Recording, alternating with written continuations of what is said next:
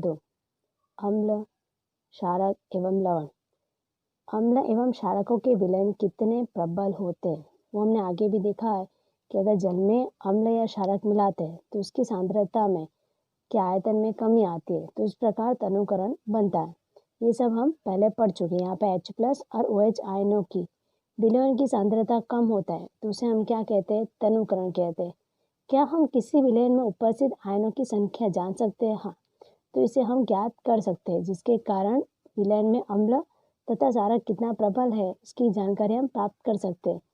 तो उसको जानने के लिए सार्वत्रिक सूचक, जो अनेक सूचकों का मिश्रण होता है, किसका उपयोग होता है? सार्वत्रिक सूचक का, जो बहुत सारे सूचकों का मिश्रण होता है, जिसके द्वारा हम ज्ञात कर सकते हैं कि अम्ल और क्षारक कितना प्रबल है। सार्वत्रिक सूचक किसी विलयन में हाइड्रोनियम आयन की विभिन्न सांद्रता को विभिन्न रंगों में प्रदर्शित करती है। कोई भी विलयन हो उसमें हाइड्रोजन आयन, उसके रंग जो है उसके आधार पर पता चलता है कि वो विलयन कितना प्रबल है।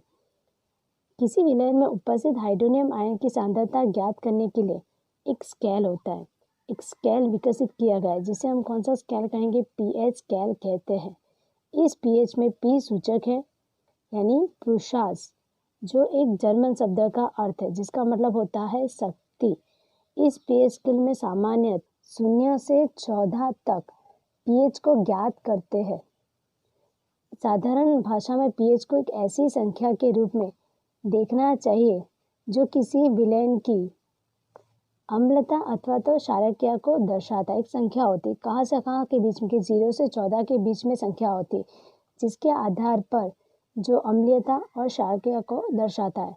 हाइड्रोजन आयन की सांद्रता जितनी अधिक होती है उसका pH उतना ही कम होता है। हाइड्रोनियम आयन यानी H+ जितनी सांद्रता उसकी अधिक होगी तो उसका pH क्या होगा? कम होगा। उससे उल्टा, अगर हाइड्रोनियम आयन की सांद्रता जितनी कम होगी तो उसका pH मान उतना ही क्या होगा? बढ़ेगा। किसी भी उदासीन विलयन की pH का मान 7 होता है, जैसे कि पानी।